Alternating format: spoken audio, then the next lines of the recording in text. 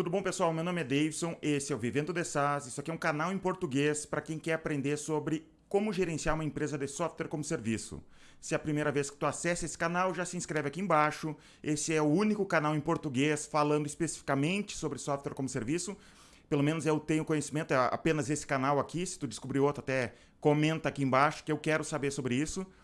Aqui nesse canal tem mentorias com empresas que estão começando, empresas de software como serviço que estão começando. Tem entrevista com empresários que têm sua empresa de software como serviço e já estão num patamar que possa ensinar para a gente, né, sobre como escalar uma empresa de software como serviço.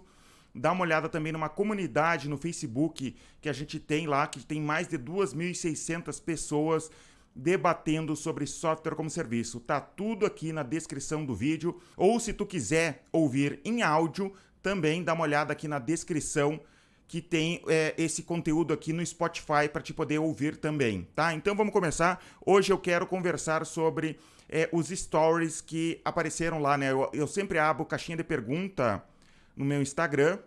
E se não sabe, meu Instagram é @vivendodesas, SaaS com 2A. E sempre tem gente lá me fazendo perguntas muito interessantes.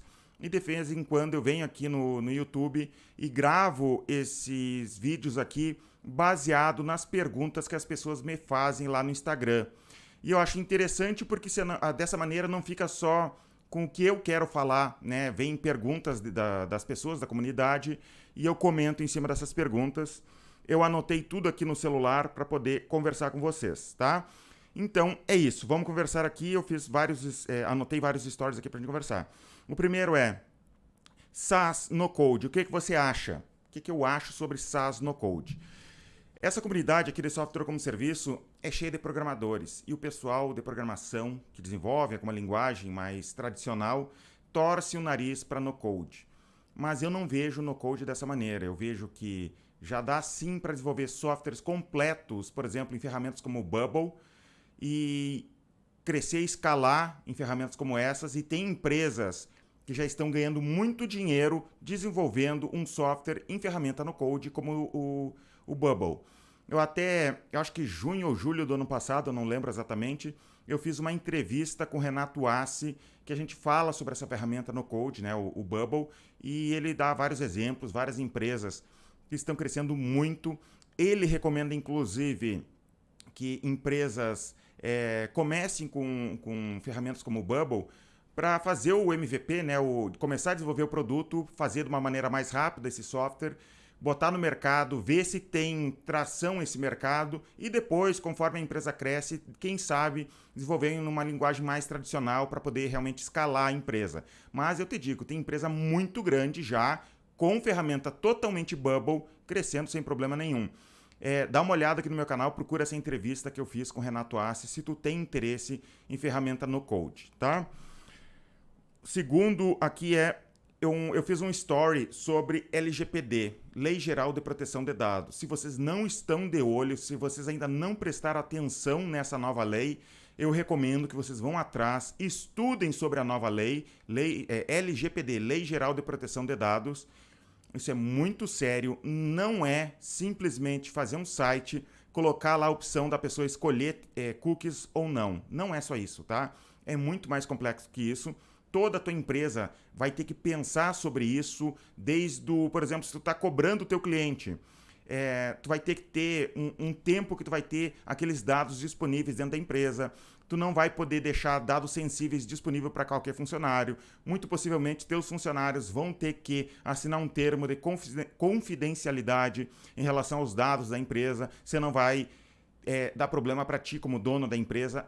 Estuda, mesmo que tu esteja recém começando, estuda, vai procurar algum especialista em Lei Geral de Proteção de Dados, porque é uma coisa muito séria e não tem como fugir, tá?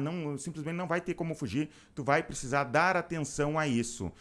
Procura um especialista. Eu não sou especialista no assunto, tenho estudado bastante porque a minha empresa tem que se adaptar a isso, e no futuro tu simplesmente não vai conseguir vender o teu software para outras empresas se tu não estiver de acordo com a Lei Geral de Proteção de Dados. Os teus clientes já vão chegar, vão falar contigo e perguntar, cadê os termos? Deixa eu ver se a tua empresa está de acordo. Se não está de acordo, não tem negócio, tá? Esses tempos eu estava falando com com um empresário que tem um software tu captar leads, assim, para outbound. Tu vai lá e pega dados públicos, né, da empresa dele e pega, por exemplo, tu quer saber o nome dos sócios, o nome da empresa, o CNPJ de várias empresas, tu vai lá e compra o banco de dados deles, né? E eles têm um SaaS em relação a isso. E eu perguntei para eles se eles estavam de acordo com a LGPD e eles disseram que achavam que sim, não dá para achar. Não é só a venda dos dados ali, que seriam dados públicos. É muito maior do que isso, né? Tu tem que adequar a LGPD, inclusive o teu software, a tua empresa, é muita coisa. Vai estudar a respeito, tá? Terceiro story. Focar em mercado internacional pode ser uma armadilha?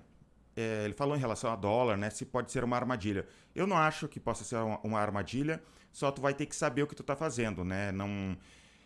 Existe um problema de tu, de repente, tentar abraçar o mundo de saída, sem muito capital, sem entender o que tu tá fazendo, e daí tu não fica forte em lugar nenhum. Então tu tem que cuidar isso. Se tu for começar a fazer um software internacional, eu recomendo que tu procure... Eu vou deixar aqui na descrição, de repente, desse vídeo, um podcast que o cara do Pipefy fala sobre como ele internacionalizou o software dele, né? Como ele começou globalmente o software dele. E é bem interessante, eu já falei outras vezes aqui. E eu não acho que seja um problema começar internacional, tá? Tu pode começar a ganhar em dólar, é muito mais estável, de repente, até que o real. De repente, tu não precisa necessariamente abrir uma empresa no Brasil, tu já abre uma empresa fora, paga muito menos imposto do que trabalhar diretamente no Brasil. Mas eu, se fosse começar internacional, né, internacionalizar, eu escolheria um ponto no planeta que eu quero trabalhar primeiro para começar a fazer a empresa ser sustentável. Por exemplo, eu vou trabalhar com os Estados Unidos, vou trabalhar com o Canadá, vou escolher algum lugar para direcionar o meu esforço, o meu dinheiro, ganho um pouco de dinheiro ali, estabilizo minha empresa e daí vou para outros lugares. Tá? Mas eu não sou especialista em internacionalização, não vai só por mim, estuda, dá uma olhada nessa entrevista do cara do Pipefy, de repente tu entende mais sobre o assunto. O meu software eu vendo só nacionalmente, tá? Outra pergunta aqui. Como avaliar o meu SaaS com o concorrente? Né? Como que tu vai comparar o teu SaaS com o do teu concorrente? Eu não me preocuparia diretamente com isso. O que tu tem que fazer é ir em clientes, conversar com clientes, entender as dores do cliente, e a partir das dores dos clientes, tu vai planejar o desenvolvimento do teu software, tu vai pegar, vai montar as telas desse software e não é programando, tu vai fazer nem que seja no papel de pão, tu vai fazer no HTML, tu vai fazer em sites que fazem markups, né, da tela, pega essas telas, mostra para o cliente, explica para ele, vê se ele realmente tem interesse, se é aquilo que ele está buscando, depois tu vai desenvolver o teu software, tá? E não fica olhando para o concorrente. Não se preocupa com isso. Não que tu vai ficar totalmente cego para o que o concorrente está fazendo, mas não se preocupa diretamente com ele, se preocupa com o cliente. Porque, de repente, o cliente não está fazendo isso ou ele está fazendo para um grupo de pessoas. Não adianta só... Eu sei que tem muito programador que tem a estratégia de pegar um software que já está estabelecido no mercado, copia e sai a vender sem falar com ninguém. Não faz isso. Vai, conversa com o cliente. Só de conversar com o cliente, tu vai ter até a estrutura de venda, o teu discurso de venda vai ficar pronto porque tu deu a cara a tapa, tu foi falar com possíveis clientes, tá? Tenta ir em algum cliente, descobre a tarefa mais chata que ele tem, tá? Para fazer no dia a dia e tenta automatizar com software. É assim que tu pode ganhar dinheiro, não se preocupa com o concorrente. O que define um micro SaaS? Tá? Esse é um termo novo, inventado por um americano chamado Tyler Tringas. Ele desenvolveu um software muito simples, que era um software para mapa para site. Tá? Tu quer, por exemplo, colocar o Google Maps em algum site, dá um pouco de trabalho colocar o Google Maps no site, ainda colocar pontos, por exemplo, digamos que tu tem uma empresa com várias filiais, e tu quer colocar esses pontos naquele mapa. Dá para fazer diretamente em código, mas dá um certo trabalho. Ele fez um micro SaaS, tu vai no site dele, coloca os pontos, né, das tuas filiais, digamos, copia um código HTML e coloca no teu site e está pronto. Daí tu paga uma mensalidade para ter acesso a essa ferramenta. Isso é um micro SaaS que ele fez muito rapidamente, sem muita personalização. Micro SaaS é um software muito simples. Uma pessoa que quer desenvolver um micro SaaS, ela não necessariamente quer escalar o software dela, ela não quer ser o próximo unicórnio, ela quer fazer um software para ganhar uma renda extra, para ganhar algum dinheiro. Ela é para empresas que têm uma equipe de uma pessoa, tu, programador, ou até cinco pessoas, né, que te ajudam no suporte ali e não está preocupado realmente em escalar, contratar vendedores, colocar propaganda paga. Tá? Isso é microsas. Eu tenho um curso chamado Microcurso para microsas. Tem muita gente que confunde isso. Eles acham, vou começar como microsas e de repente eles já estão usando estratégia de SaaS. Tá? É diferente, tá? O pensamento. O microsas é uma renda extra, tu não quer escalar. E até, por exemplo, recentemente eu conversei com o pessoal, dei uma mentoria que está aqui no YouTube, e eles começaram pequeno, era uma pessoa só, um software para igrejas, era um microsas, só que eles resolveram escalar, eles queriam chegar a 100 mil reais em MRR, eles compraram meu outro curso. Para escalar, tu vai ter que ter geração de leads, tu vai ter que ter, de repente, vendedores e trabalhar para realmente escalar uma empresa. É outra estratégia, daí não é microsas, tá? Só para deixar claro o que é o microsas. Se tu quiser conhecer o meu curso, tá aqui na descrição do vídeo também, tá? Esse microcurso para microsas é bem baratinho, tá? Vi que o e-gestor tem app, vale a pena ter app para SaaS? Durante muito tempo eu fui relutante em ter app. A gente começou em 2009, estava muito forte a ideia de cloud computing, né? De ter um software totalmente nas nuvens, né? Por exemplo, a Salesforce até fez um símbolo que era a palavra software com proibido por cima. E eu gostava daquela ideia, não ter nada instalado na máquina. Então eu sempre fui resistente a app. E ainda não dou tanta atenção assim para app. Eu uso app aqui na empresa, a gente tem um app aqui na empresa, mais para captação de leads do que realmente para ter um recurso para o cliente. O cliente não precisa, no meu tipo de software pelo menos, ele não precisa ter um app, porque é um software que não tem algo que dependa do celular. Por exemplo, de repente algum outro software que dependa de notificação push, que dependa de mapas, dependa de algum recurso do celular, aí precisa realmente de um app. Senão, não precisa tanto isso, né? Tu ter um app além de captação de leads. Está funcionando, é bom, meio de captação de leads também para nós, ajuda bastante a gente, mas não é algo extremamente essencial. Outro story. Como fazer para ter boas ideias de SaaS? Como eu falei anteriormente, para te ter boas ideias de SaaS, vai no cliente, conversa com as pessoas, dá uma olhada nas necessidades das pessoas e a partir disso tu vai ter boas ideias. Conversa com pessoas que têm problemas reais. Outro meio para ter boas ideias, vai no meu canal no YouTube, tem uma playlist só com ideias. Não necessariamente tu vai copiar o que tem lá no meu canal, né? Tu não vai, tem um software, por exemplo, para gestão, vou fazer um software de gestão. Vai lá e se inspira, olha as ideias que tem por aí no mundo e se inspira. De repente tu pega uma ideia e modifica alguma coisa, vai para um outro lado. A partir dessa ideia tu sabe quem que tu vai abordar, né? Que empresa tu vai abordar para de repente, olha, eu tô com uma ideia dessa maneira para fazer um software, o que tu acha? Então vai lá, se inspira a partir disso, né? A partir dessa playlist que tem aqui no canal. 8, né? Que seria o oitavo story. Quais os maiores desafios que tu sente na tua empresa atualmente? Uma boa pergunta essa. O meu maior desafio hoje é gestão de pessoas. Eu acho que eu não sou bom o suficiente ainda em gestão de pessoas. Tenho sócios que são muito melhores do que eu em gestão de pessoas. Tenho estudado bastante a respeito. A gente até ganhou recentemente o selo de Great Place to Work, né, aqui na nossa empresa. Então, eu acho que a gente está indo bem, tá, em relação a tudo isso, mas eu acho também que a gente pode melhorar muito. Ainda sempre é difícil contratar é um problemão, é uma dificuldade grande contratar pessoas, saber quem contratar. Às vezes a gente acha que determinada pessoa é um bom profissional e não dá certo. Já aconteceu também ao contrário, de a gente contratar alguém que não parecia tão bom assim e é um excelente profissional. Não tenho bola de cristal, ainda não tenho uma técnica definitiva de contratação infalível. Já estudei sobre o assunto, acho que melhorei em relação a isso. Tem um vídeo aqui no canal que eu falo sobre contratação, como que eu planejo contratação de empresa, de funcionários aqui para a empresa. Melhorou muito, mas ainda existe problemas, né? E até a gestão de pessoas tem ligação direta com contratação. Se tu tem um time ruim, não tem gestão que vai ajudar a melhorar a empresa. É melhor demitir todo mundo e contratar gente nova, treinar gente nova, tá? Do que realmente tentar transformar as pessoas.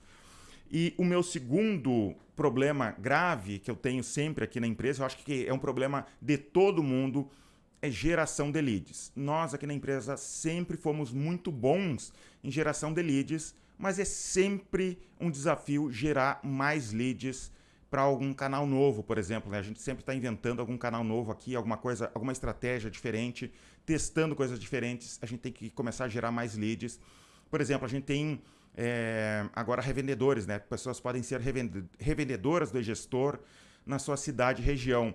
Então a gente tem que captar leads para ser revendedores. A gente trabalha, por exemplo, com contadores. Aqui o Vivendo de SaaS é um meio de captação de leads também para o gestor. Apesar desse canal aqui não ser da empresa gestor, é um canal pessoal meu, Vivendo de SaaS, eu uso também como meio de captação de leads para revendedores. Funciona muito bem. E captar leads é sempre uma dificuldade. Ter uma quantidade boa de leads resolve a maioria dos problemas. Tu vai perceber que a maioria dos teus problemas está relacionado com captação de leads, né? Isso é um grande desafio. Próximo story aqui. Qual a porcentagem de venda das pessoas que fazem teste grátis? Ou seja, só para colocar nos termos corretos aqui, a gente chama, por exemplo, entrou uma pessoa dentro do nosso site e clicou no teste gratuitamente. E ela tem direito a testar o software por 15 dias. Essa pessoa que testa, esse lead que testou o software, se chama trial, tá? A gente chama de trial, que é a pessoa testando o software mesmo. Então, só para te já ficar conhecendo os termos, né, de SaaS. Nós aqui temos uma taxa de conversão de 8%, uma taxa média de 8% de conversão. A cada 100 pessoas que se cadastra para testar o software, 8% convertem em vendas, tá? Isso é uma taxa de mercado, não é excepcional, não imagino que seja excepcional. Então, é só para te ter uma noção. E no funil de vendas, tu tem que estar sempre pensando, né? Pensa o funil que tu tem números, por exemplo, número de pessoas que acessaram o teu site, número de pessoas que se cadastraram para testar o teu site, número de pessoas que converteram em vendas. Tu tem que olhar o funil de cima a baixo, todos esses números, não cuidar apenas a taxa de conversão de trial. Por exemplo, tu se esforça um monte para transformar de 8% para 9%, mas de repente seria muito mais fácil trazer pessoas lá em cima, né, no funil, pessoas entrando para conhecer o teu site.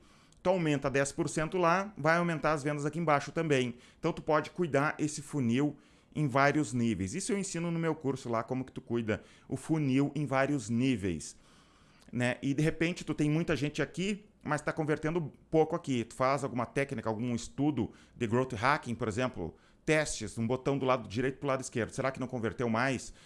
Colocar um formulário no teu site direto, sem a pessoa clicar antes. Diminuir o número de perguntas no teu formulário. Quanto mais perguntas no formulário de cadastro, menor é o número de cadastro. Colocar opções de cadastros com o Google ou o Facebook. Em vez da pessoa colocar aquele monte de informações, ela clica no botão do Google e já o teu site pega informações do Google e já faz um cadastro para ele e a pessoa pode testar o sistema dessa maneira.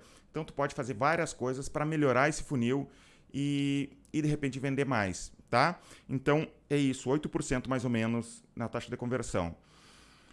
Como começar sozinho com pouca verba? Esse aqui tem a ver com o que eu já falei anteriormente, né? De vai no cliente, conversa, porque tu não precisa de tanto dinheiro assim para começar uma empresa de software como serviço. De repente, para escalar, tu vai precisar de dinheiro, mas para começar é muito barato. O que tu precisa? Um computador e trabalhar no teu projeto que tu está pensando ali, conversar com algumas pessoas. Tu já tem um computador muito provavelmente. Pessoas, é só ir visitar a pessoa em horário vago ali.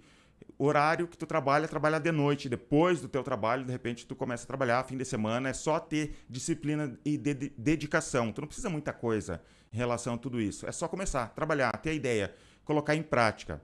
Começou a trabalhar, vendeu para um ou outro cliente, tu não tem dinheiro para começar a escalar, vai em alguém que tenha dinheiro para começar a escalar. Eu não estou falando em investidor anjo.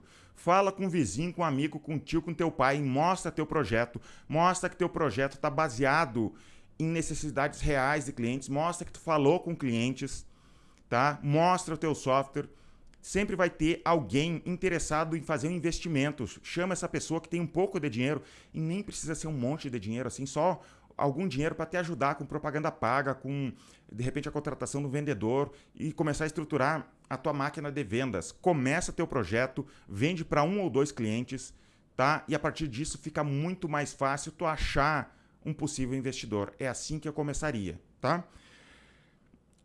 Depois, alguma sugestão de porcentagem para futuro sócio responsável pela venda?